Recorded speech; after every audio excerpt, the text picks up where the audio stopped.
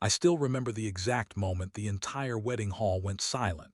My name is Daniel. That day was supposed to be the happiest day of my life, my wedding day.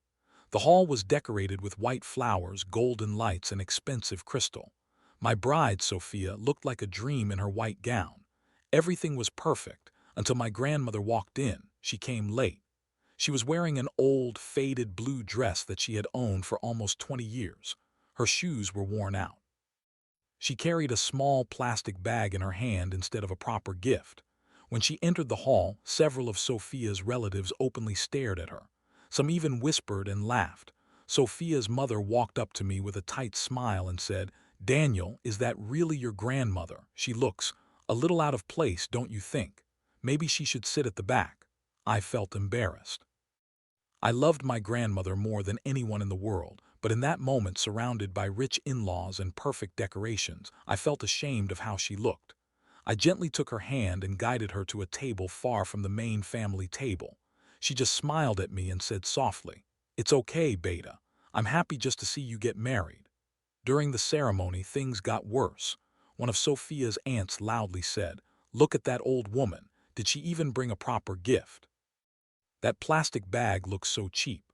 Another relative added, "Maybe she's the maid's mother or something." People laughed. My grandmother heard every word.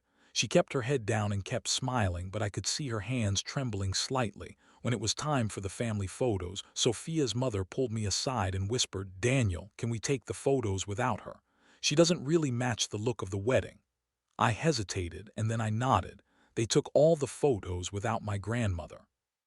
She stood alone near the corner of the hall, holding that small plastic bag, watching us with quiet eyes. That image still burns in my memory.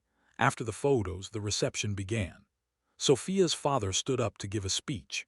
He talked about family values, respect, and how important it was to maintain standards in the family. While he was speaking, my grandmother slowly walked toward the gift table.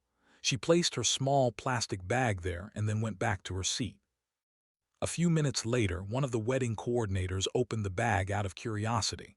Inside, there was only an old, folded piece of paper and a small key. The coordinator showed it to Sophia's mother.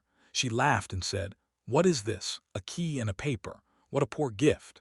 She was about to throw it away when my grandmother stood up. Her voice was calm but clear enough for the entire hall to hear. "Please don't throw that away. That paper is the ownership document of the land this wedding hall is built on, and that key opens the main safe of Carter Holdings." The hall went completely silent. Sophia's father frowned. "What are you talking about, old lady?" My grandmother walked slowly to the center of the hall. She looked at me first, then at Sophia's family and said, "My full name is Eleanor Carter. I am the founder and majority owner of Carter Holdings.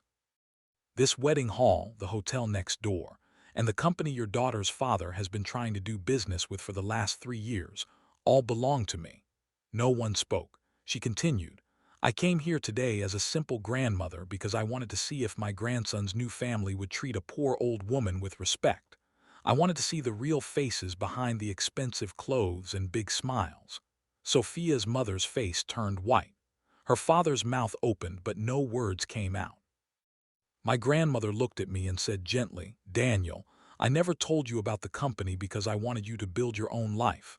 But today I saw how they treated me and how you allowed it." I felt my heart drop.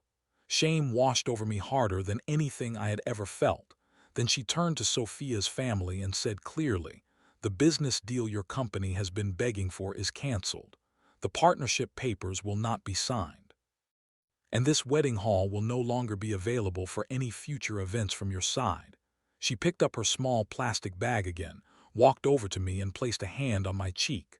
"I still love you, Beta, but respect is not something you can only give to rich people."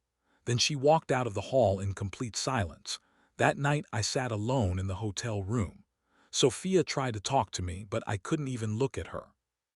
The next morning I went to my grandmother's small old house, the same house I grew up visiting. When she opened the door, I fell to my knees and cried. She just held me and said, "It's okay, you still have time to become a better man." Months later, I left the big city. I moved back near her. I started working properly without depending on anyone's money or name. Slowly, I rebuilt my relationship with her. Sophia and I divorced quietly. Her family tried many times to contact my grandmother for the business deal, but she never responded. Last year, on my birthday, my grandmother finally told me the full truth. She had built Carter Holdings from nothing after my grandfather died. She had stayed simple on purpose so that I would never grow up arrogant. Today, I run a small part of the company under her guidance. But every time I enter a room, I still remember that wedding hall and the old woman in the faded blue dress who taught me the most expensive lesson of my life. Respect costs nothing, but the lack of it can cost you everything. And sometimes, the person you humiliate is the one who owns the ground you're standing on.